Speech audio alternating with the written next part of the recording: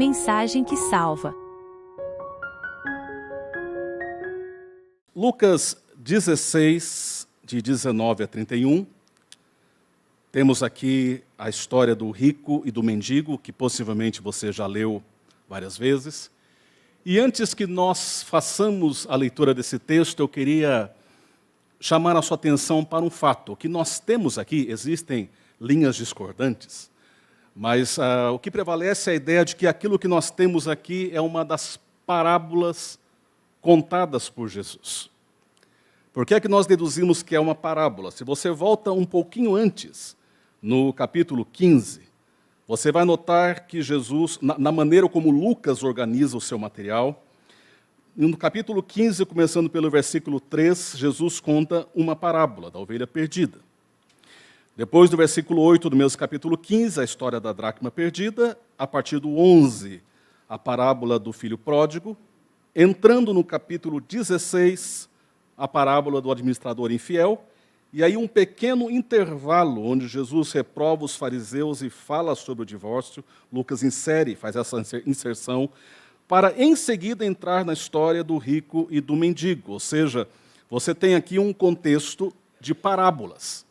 Então é alta a probabilidade de que, de fato, Jesus aqui estivesse contando mais uma de suas parábolas. Segunda coisa que eu queria chamar a atenção é que quando nós dizemos que Jesus contava parábolas, ele não está simplesmente contando histórias, mas ele está contando histórias que são plausíveis, que podem ser factuais, que têm relação com o dia a dia. Ou seja, você vê as parábolas de Jesus, ele fala da ovelha perdida, e ovelhas se perdiam. Era coisa que acontecia. Ou então, quando ele fala do semeador que saiu a semear, isso tinha correspondência com o cotidiano dos judeus daquela época, porque essa era a visão que muitos deles tinham, bastante comum, do semeador saindo a semear. Eu creio que você entendeu. A parábola sempre tem uma correspondência com a realidade. Logo, o que nós temos aqui no texto, que vamos ler agora, é uma parábola, e como uma parábola usando figuras de linguagem, porque é assim que Deus trabalha conosco na revelação. Ele vai se acomodando, ele vai acomodando a sua revelação de tal maneira que nós possamos compreender melhor através dos parâmetros humanos, parâmetros de linguagem e de elementos humanos. Portanto, o texto que nós vamos ler, nós vamos ter algum vislumbre a respeito da morte e dessa passagem que acontece na morte. É uma história, mas por trás da história existe uma correspondência com a realidade. Tá bom? Então, Lucas capítulo 16, não estou pregando ainda, viu? Aciono o cronômetro só depois que terminar a leitura. Então, Lucas capítulo 16, 19 em diante, diz assim, Jesus falando, ora, havia certo homem rico que se vestia de púrpura e de linho finíssimo, e que todos os dias se regalava esplendidamente. Havia também certo mendigo chamado Lázaro, coberto de chagas, que jazia à porta daquele, e desejava alimentar-se das migalhas que caíam da mesa do rico, e até os cães vinham lamber-lhe as úlceras. Aconteceu morrer o mendigo e ser levado pelos anjos para o seio de Abraão. Morreu também o rico e foi sepultado. No inferno, estando em tormentos, levantou os olhos e viu ao longe a Abraão e Lázaro no seu seio. Então, clamando, disse, Pai Abraão, tem misericórdia de mim, e manda Lázaro que molhe em água a ponta do dedo e me refresque a língua, porque estou atormentado nesta chama. Disse, porém, Abraão, filho, lembra-te de que recebeste os teus bens em tua vida, e Lázaro igualmente os males. Agora, porém, aqui ele está consolado, tu em tormentos. E, além de tudo, está posto um grande abismo entre nós e vós, de sorte que os que querem passar daqui para vós outros não podem, nem os de lá passar para nós.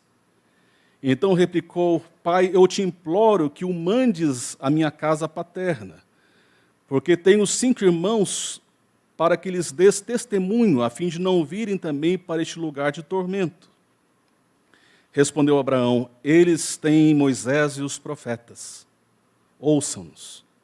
Mas ele insistiu: não, pai Abraão. Se alguém dentre os mortos for ter com eles, arrepender-se-ão.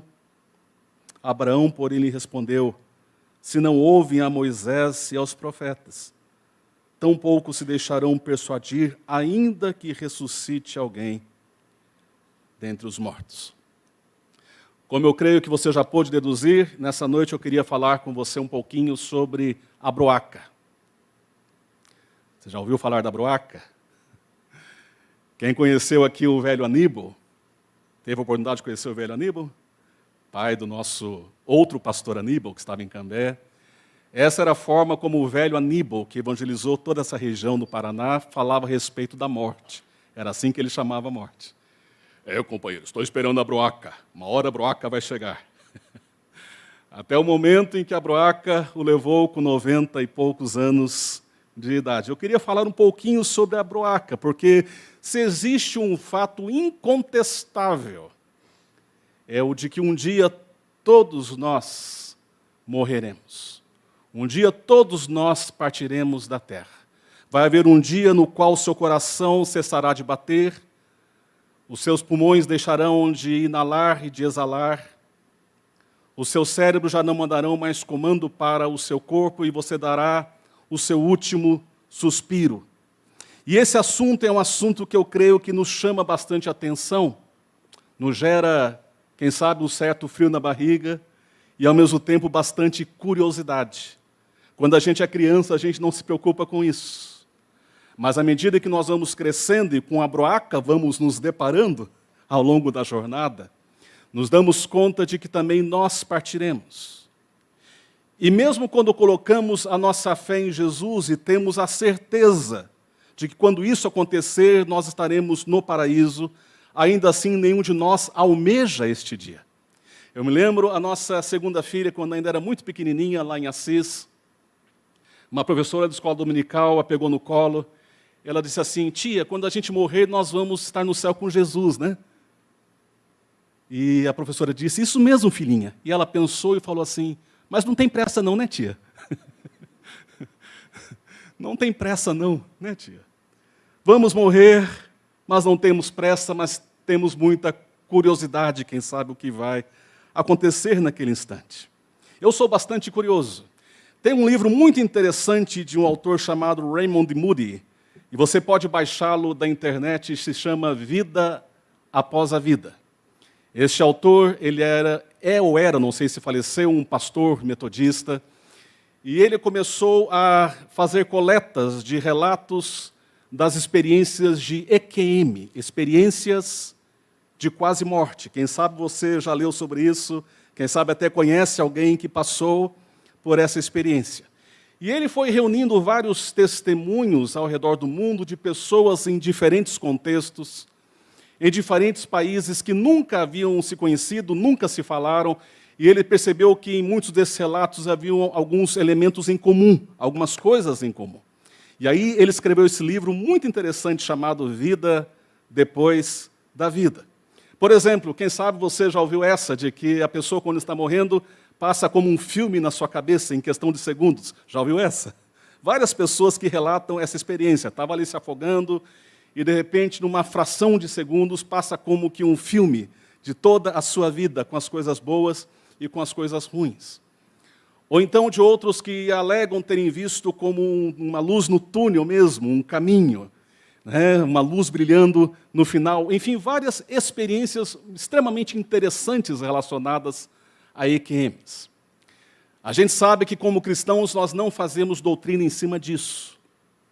Nós não fazemos doutrina em cima dessas experiências. Tudo quanto Deus quis nos revelar foi suficiente para a nossa salvação, mas nós continuamos curiosos.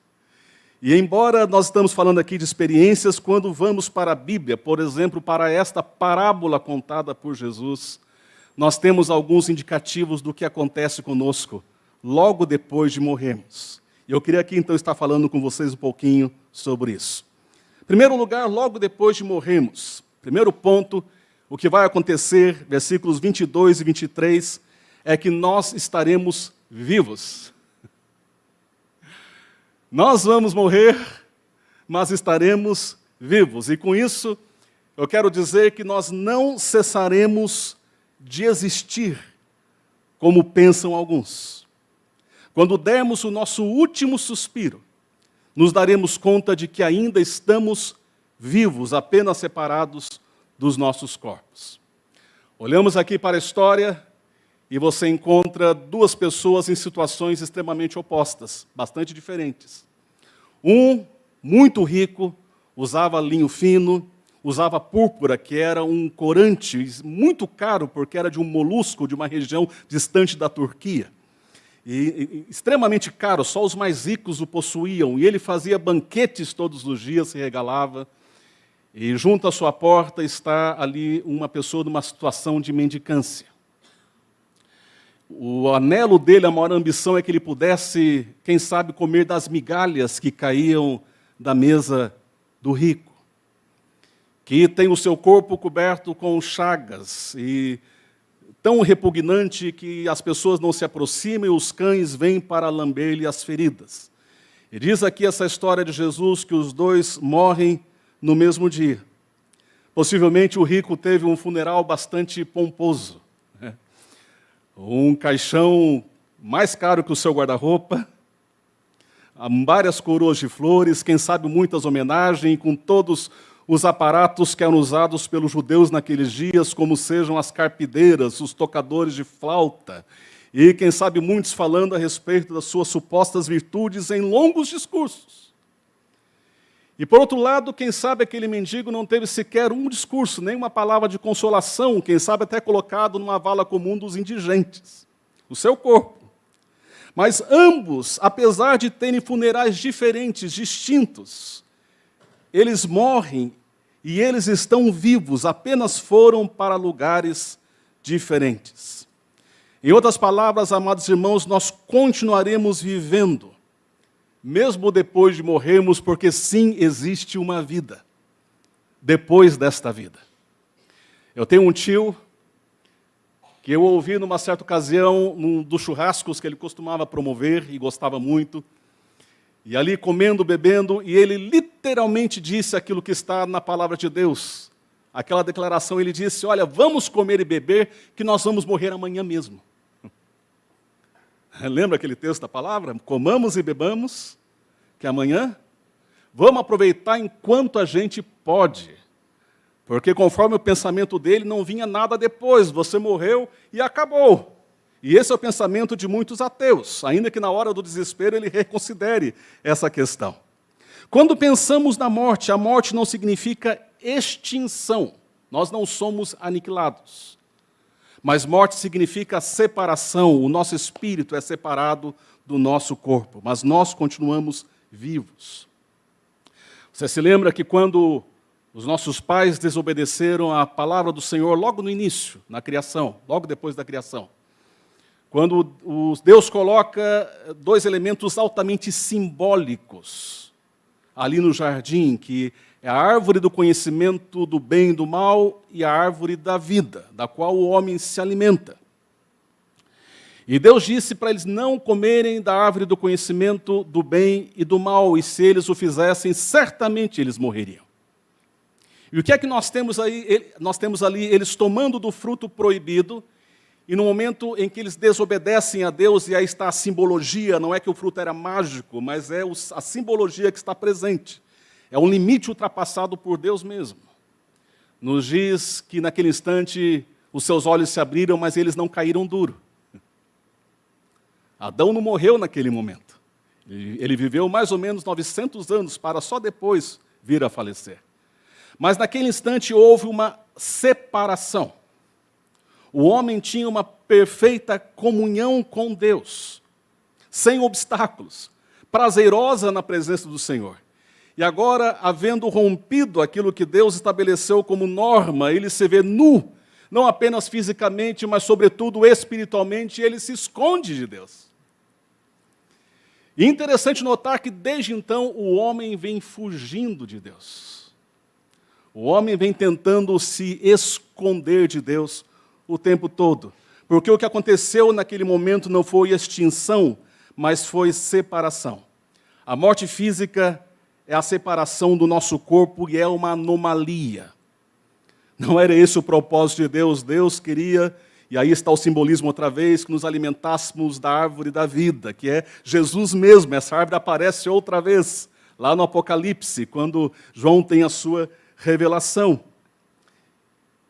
Um fato interessante para chamarmos a atenção, amados irmãos, é que não apenas temos uma primeira morte, mas a Bíblia fala também de uma segunda morte. Você não tem apenas a possibilidade de uma morte, mas você tem a possibilidade de duas mortes, que vai acontecer essa segunda morte depois do juízo final. Quando abrimos as nossas Bíblias em Apocalipse, capítulo 21, no seu versículo 8, Apocalipse, capítulo 1, versículo 8, diz: quanto, porém, aos covardes, aos incrédulos, aos abomináveis, aos assassinos, aos impuros, aos feiticeiros, aos idólatras e a todos os mentirosos, a parte que lhes cabe será no lago que arde com fogo e enxofre, a saber, a segunda morte. O Senhor nos alerta, dizendo, olha, não existe apenas uma morte. Existe essa morte que é a separação do nosso corpo e do nosso espírito. E isso, quando nós cremos em Jesus, nós não precisamos temer. Nós não precisamos temer essa passagem. Mas existe também uma segunda morte, que quando cremos em Jesus, nós não precisamos temer, que é a segunda morte. É quando um dia nos apresentaremos diante do tribunal do Senhor e seremos todos nós julgados, segundo as nossas obras. No mesmo texto de Apocalipse diz que ali você tem dois livros. Você tem um livro onde será verificado se o seu nome está escrito no livro da vida. Quando você crê em Jesus, outra vez a linguagem simbólica, é bom que se frise, mas que nos ajude a entender.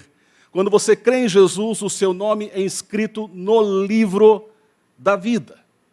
E diz no texto na sequência que depois então se abrem os livros, que tem a ver com as nossas obras, com aquilo que nós fizemos. Aí nós vamos receber a recompensa e aqueles que não creram receberão o castigo proporcional às suas obras. Diz a palavra que nós não precisamos temer a segunda morte quando colocamos a nossa fé em Jesus. Se abrimos em Mateus capítulo 10, versículo 28. Mateus 10, 28, Jesus diz, não temais os que matam o corpo e não podem matar a alma. Temei antes aquele que pode fazer perecer no inferno tanto a alma como o corpo, que é Deus. Temam a Deus. Deus é aquele que tem o poder de fazer perecer no inferno tanto a alma como o corpo, mas quando nós estamos em Cristo, nós podemos descansar, nós estaremos vivos e nós não precisamos temer nem a primeira morte e nem a segunda morte. Segundo ponto que nós aprendemos nessa parábola, queridos, é que nós estaremos conscientes. Estaremos conscientes. Parece que é a mesma coisa, mas não é. É perfeitamente possível você estar vivo e não estar consciente, não é possível? Haja vista aí os que sofreram acidente, estão às vezes presos numa cama, às vezes vegetando, respirando com aparelhos, estão vivos, mas não têm consciência. Existe uma linha no meio cristão que acha que as pessoas estarão dormindo. E fazem isso baseada naquilo que na Bíblia nós chamamos de eufemismo. É uma maneira suave de falar a respeito da morte. Quando diz que a pessoa morreu, diz ela dormiu. Ela dormiu, é um eufemismo, né? Por exemplo, o caso de Estevão ali, quando diz que ele é apedrejado, então Estevão adormeceu, e baseado neste e em outros textos, eles vão empregar um sono da alma. Mas conforme essa parábola que acabamos de ler, nós podemos notar, entre outras coisas, entre outros textos, que nós não apenas estaremos vivos, mas nós também estaremos conscientes. Porque diz aqui o versículo 25, que o rico estando em tormentos, ele faz um pedido, ele sabe que está sofrendo. Ele sabe do seu estado de agonia, e ele diz, pai Abraão, fala para Lázaro tocar, nem que seja com a pontinha dos dedos, em água e me tocar nos lábios, para que eu possa experimentar um pouco de refrigério. Ele tem consciência de que ele deixou uma família para trás. Veja o texto. Ele fala, eu tenho 5 irmãos.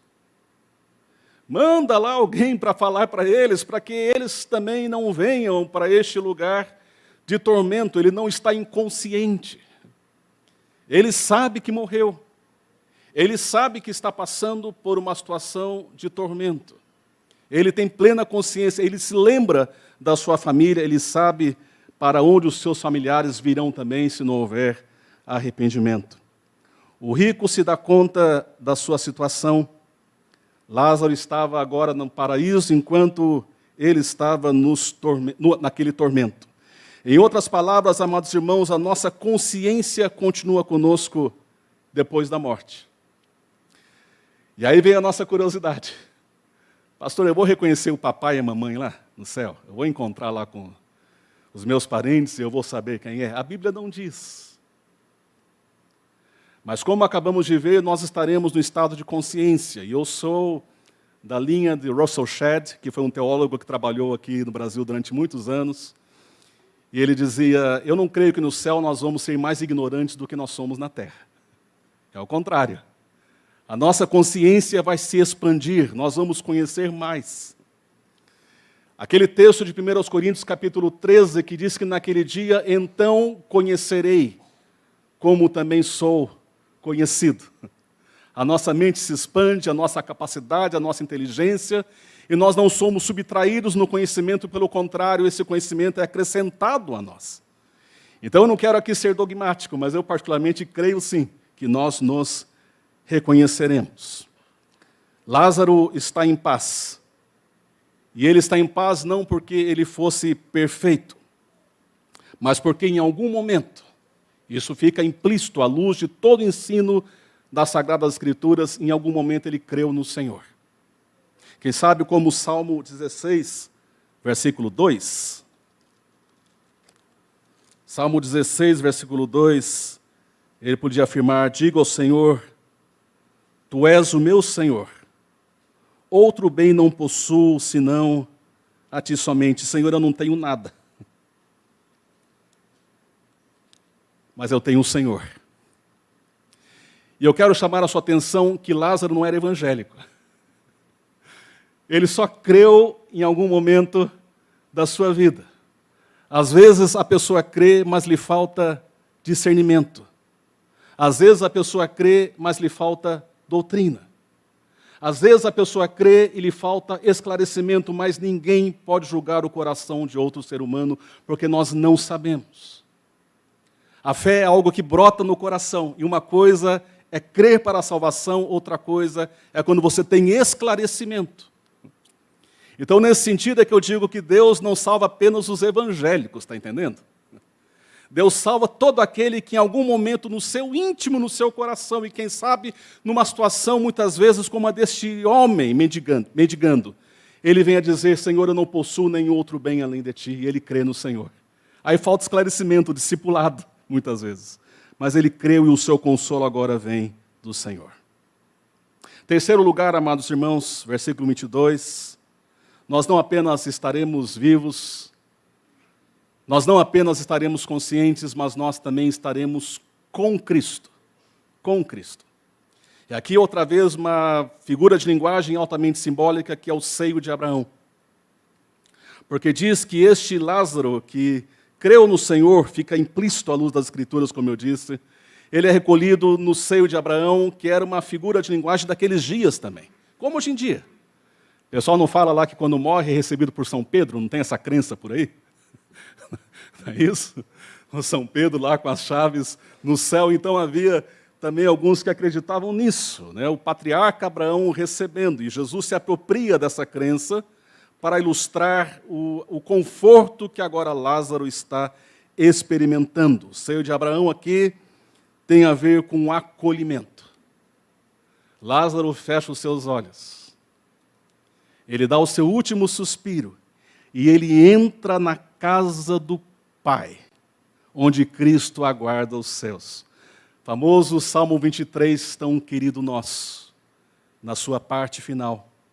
Bondade e misericórdia me seguirão todos os dias da minha vida e habitarei na casa do Senhor para todo sempre. Se você crê em Jesus, se você se arrependeu dos seus pecados, se você não é apenas religioso, se você permitiu que essa chama do Evangelho incendiasse o seu coração e transformasse a sua vida, e tenha transformado a sua vida, então habitarei na casa do Senhor para todo sempre. Ou João, capítulo 14, versículo 1 a 3, não se turbe o vosso coração, credes em Deus, crede também em mim. Na casa de meu Pai há muitas moradas, eu vou preparar um lugar para vocês.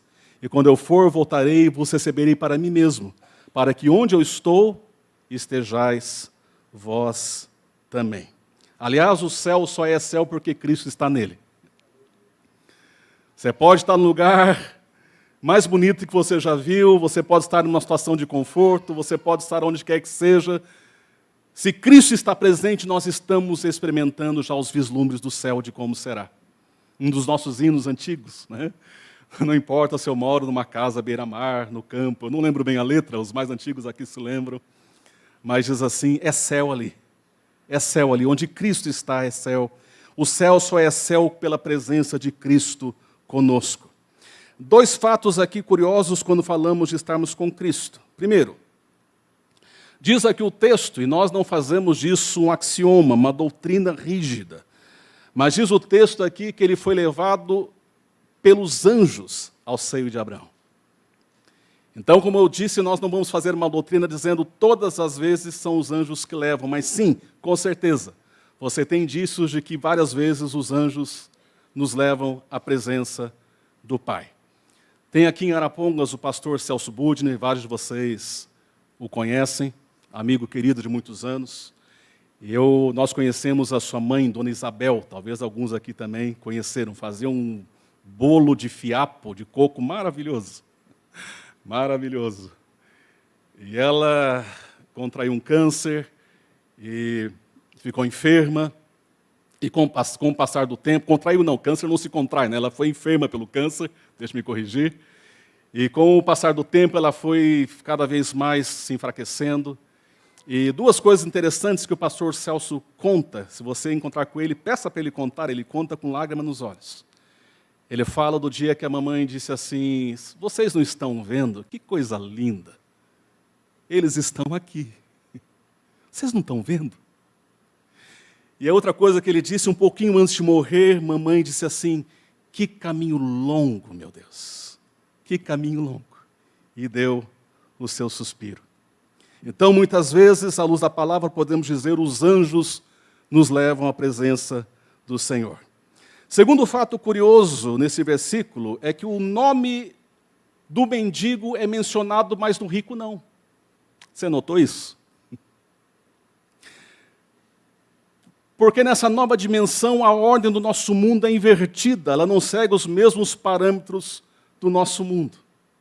No nosso mundo, os melhores lugares, os lugares de destaque são para os mais ricos. Dos ricos nós nos lembramos os nomes. E muitas vezes dos pobres não. Mas nesse texto a coisa é invertida. Deus sabe quem é Lázaro. Mas o nome do rico não é mencionado. Deus conhece a Lázaro.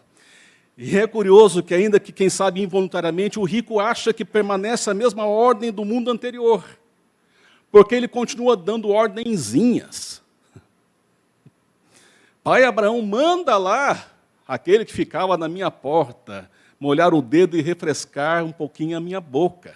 É assim que ele fazia, quando estava nessa dimensão. Estalava os dedos, ordenava, mandava. Depois ele se estende dizendo, manda Lázaro, o serviçal na sua mentalidade, para ter com os meus irmãos e dizer o que está acontecendo. Nessa nova dimensão a coisa é invertida. Logo depois de morrer, amados irmãos, nós também estaremos no paraíso, numa situação intermediária, aguardando até o dia em que Cristo vai voltar. E nós ressuscitaremos, aqueles que tiverem morrido, e aqueles que estão presentes na terra terão seus corpos transformados, diz a palavra. E nós subiremos nos céus para nos encontrarmos com o Senhor nas nuvens, e assim estaremos para sempre com o Senhor. Dois textos, 2 Coríntios capítulo 5, versículos 6 a 8. 2 Coríntios capítulo 5, versículos 6 a 8, apóstolo Paulo diz: temos, portanto, sempre bom ânimo, sabendo que enquanto no corpo estamos ausentes do Senhor, visto que andamos por fé e não pelo que vemos. Entretanto, estamos em plena confiança, preferindo deixar o corpo e habitar com o Senhor. Outro texto mais conhecido nosso, Filipenses capítulo 1, versículo 23, diz, Filipenses 1, 23, ora, de um lado, de um e outro lado, estou constrangido, tendo o desejo de partir e estar com Cristo, o que é incomparavelmente melhor. Quando você que crê em Jesus fechar os seus olhos, você estará vivo, você estará consciente e você estará com Cristo. Você estará no paraíso, que só é paraíso porque Cristo está ali. E quando estivermos com Cristo, todas as nossas tristezas, todas as nossas angústias, as nossas agruras ficarão para trás, conforme Apocalipse 21 e 22, que diz que Deus enxugará dos olhos toda lágrima. Ele diz ali no texto, eu ouvi a Nova Jerusalém descendo dos céus, essa integração dos céus com a terra, porque nós não vamos habitar apenas nos céus, mas diz que a terra será transformada. Romanos 8, a natureza geme aguardando a redenção dos filhos de Deus, e João diz, eu vi um novo céu e uma nova terra. Eu vi essa integração, eu vi Jerusalém descendo dos céus e interagindo, interconectando com a terra. E aí nós vamos habitar, outra figura de linguagem, nessa cidade que não tem cemitério. Já notou que toda cidade tem cemitério? Pode ser o tamanho que for. Pueblito, como a gente falava lá na Bolívia, né? Você vai andando no meio do nada. E lá tem um cemitério. Mas a palavra diz que um dia nós vamos morar na cidade que não tem cemitério. E já não haverá mais morte, nem luto, nem dor, nem pranto, nem agonia, nem qualquer coisa semelhante, nem lamento. Nós estaremos para sempre nas bodas do Cordeiro. Quando nós celebramos a ceia aqui, são os pastores que estão ministrando. Mas Jesus diz, naquela noite de agonia para a sua alma, eu não vou beber do fruto da videira, até que o beba de novo convosco no reino do meu Pai. É Jesus que estará ministrando, glória a Deus por isso. Nós estaremos nas bodas do Cordeiro, prepara-os uma mesa perante mim, na presença dos meus adversários, Jesus está na cabeceira, e nós estamos sentados com Ele. E só o estamos, porque a sua graça nos alcançou, e nós vamos estar com Cristo por toda a eternidade. Quarto lugar, amados irmãos, versículo 28 e 29. Quando dermos o nosso último suspiro, todas as nossas oportunidades terrenas terão se acabado. O tempo é hoje. O tempo para obedecermos a Deus, para procurarmos a orientação da sua palavra, para obedecermos ao Senhor naquilo que Ele quer de nós, orando para que Ele nos fortaleça, orando para que possamos ser uma bênção para outros, é no tempo presente. E o tempo para a nossa decisão em relação ao nosso destino é agora. Olha outra vez para o texto onde diz que ele deseja, o rico, deseja que os seus 5 irmãos sejam advertidos. Parece que é uma das primeiras vezes que ele não está pensando apenas nele.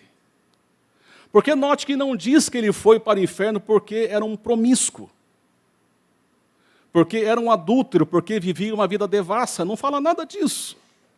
Mas ele vive como uma pessoa que está preocupada apenas consigo, apenas com desfrutar para si mesmo, e não tem nenhuma preocupação em atender o necessitado, inclusive aquele que jazia à sua porta. Ele não se preocupa. Ele não tem os frutos do amor, o fruto da transformação na sua vida. Ele fez a sua escolha, ele quer viver o tempo presente, ele não se preocupa com os outros. E agora,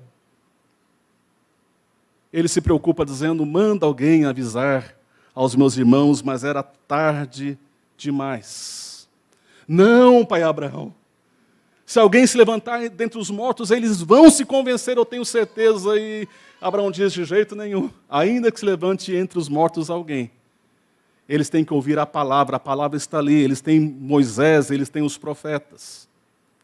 Se essa palavra de Deus, que é poderosa para separar tudo aquilo que existe em nós, como diz Hebreus, não os convencer, nada os convencerá. Comentava com o pastor Daniel, na quinta-feira, a gente voltando lá de Sertanópolis, como que às vezes a gente pensa assim, não, se Deus fizesse um milagre na minha casa, o meu pai se converteria. Não, se Deus fizesse uma coisa extraordinária, eu tenho certeza de que meu irmão se converteria. Não, queridos, às vezes, veja Jesus operando na frente dos fariseus, e eles permanecem com seus corações endurecidos. Eles têm Moisés e os profetas, ouça-nos. Depois que nós morremos, nós não teremos mais a oportunidade de fazermos o bem que nós podemos fazer no tempo presente. Nós somos chamados por Cristo Jesus, pela sua graça, como diz Efésios 2, versículos 8 a 10, nós não somos salvos pelas nossas obras. Não de obras para que ninguém se glorie, é pela graça, pela fé em Jesus. Mas nós somos salvos para frutificarmos. Nós somos salvos para obras. Não somos salvos por obras, mas somos salvos para obras, as quais Deus de antemão preparou para que andássemos nela, diz o texto de Efésios. Veja, por exemplo, Apocalipse capítulo 14, versículo 13.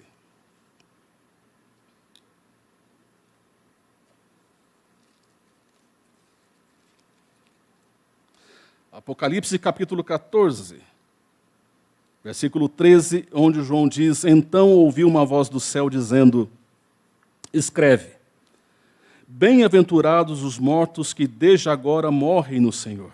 Sim, diz o Espírito, para que descansem das suas fadigas, pois as suas obras os acompanham.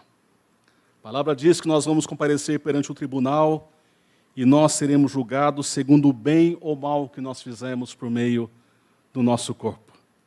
Nós que somos salvos para recebermos o galardão conforme as nossas obras. E aqueles que não creram em Jesus para receberem também o seu castigo conforme as suas obras.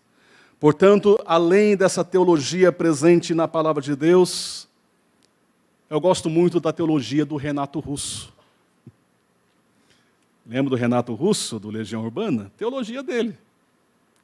É preciso amar as pessoas como se não houvesse amanhã. Pois é, as pedras clamam às vezes, né? Nós precisamos amar as pessoas como se não houvesse amanhã. As nossas obras que nos acompanham o tempo é hoje. Hoje é o tempo onde nós nos decidimos em relação ao nosso destino eterno. Hoje é o tempo onde nós temos a oportunidade de fazer o bem, como diz a palavra, enquanto temos oportunidade, façamos o bem a todos, especialmente aos da família da fé. Não nos cansemos de fazer o bem, porque no seu tempo ceifaremos. E quinto e último lugar, quando fecharmos os nossos olhos, quando morrermos, logo depois de morrermos, os nossos destinos estarão decididos para sempre. Não haverá oportunidade de mudança. O texto aqui fala, outra vez em figura de linguagem, fala de um grande abismo, onde Abraão, o interlocutor, diz, é impossível que um passe de um lado para o outro. É impossível que haja essa transposição, porque esse tempo de transposição acontece enquanto nós estamos vivos. Lembra quando Paulo escreve aos Colossenses? Ele nos transportou do reino das trevas para o reino do Filho do seu amor, no qual nós temos a redenção. Hoje nós podemos fazer a passagem. Hoje nós somos tirados do inferno, pela graça do Senhor, e transportados para o reino do Filho do seu amor, e começamos a experimentar as bênçãos do Senhor. Mas depois que demos o nosso último suspiro, já não é mais possível. O homem rico escolheu ignorar a Deus com consequências eternas, enquanto Lázaro, em algum momento, e ainda que sem doutrina, sem esclarecimento, ele creu e experimentou a salvação. Não existe purgatório, não existe uma segunda tentativa, não existe jeitinho brasileiro. O nosso destino é decidido enquanto nós estamos respirando, enquanto nós estamos vivos. Concluindo, amados irmãos e irmãs, eu sei que a gente não gosta de ouvir isso. A gente tenta às vezes tapar os ouvidos e nem pensar nisso, mas a qualquer momento nós vamos morrer. Pode não ser em breve, pode ser daqui a alguns anos, mas em algum momento, eu e você vamos fechar os nossos olhos e vamos dar o nosso último suspiro. E a pergunta que fica nessa noite é: você já creu em Jesus? Em primeiro lugar. Não é apenas se você é um bom presbiteriano, não é apenas se você conhece bastante da Bíblia, mas se efetivamente o Evangelho entrou no seu coração e você creu em Jesus, se arrependeu dos seus pecados, carrega consigo o temor do Senhor, essa consciência de que todos nos apresentaremos diante do tribunal do Senhor, e se não tivermos Cristo como nosso advogado, nós estamos perdidos. Mas se você creu no Senhor Jesus, Ele é o nosso defensor, quem intentará acusação contra os eleitos de Deus? Aquele que poderia nos acusar resolveu ser o nosso defensor. E Ele nos defende diante do Senhor, dizendo: Pai, a conta foi paga. Todos os pecados dele foram pagos na cruz do Calvário. Basta você crer em Jesus e se arrepender dos seus pecados e a salvação entra na sua vida. Se você fez isso, você pode ficar tranquilo. Não precisa temer a primeira morte e você não precisa temer a segunda morte. Quando morremos, nós estaremos vivos. Nós estaremos conscientes. Nós estaremos com Cristo no paraíso. As nossas oportunidades terão se acabado para sempre e os nossos destinos estarão decididos. Se você crê em Jesus, a palavra que vem nessa noite da parte do Senhor é dizendo: não temas. Não temas. Porque Cristo fez por nós, nós podemos descansar. Não estamos com pressa, como disse a minha filha. Não é? Mas nós podemos estar tranquilos e sossegados, no sentido da nossa salvação, mas desassossegados no sentido: Senhor, eu quero reproduzir os frutos do Espírito. Eu quero reproduzir o caráter de Deus. Eu quero ser generoso enquanto eu posso. Eu quero que essas obras me acompanhem naquele dia, Senhor. Eu quero ser como Jesus, que andou pela terra fazendo o bem. Eu entendi que eu não sou salvo por aquilo que eu faço, mas uma vez que eu fui salvo, eu quero fazer para que o Teu nome seja glorificado. Que Deus nos abençoe e que Deus acalente o nosso coração e renove em nós, amados irmãos, essa bendita esperança.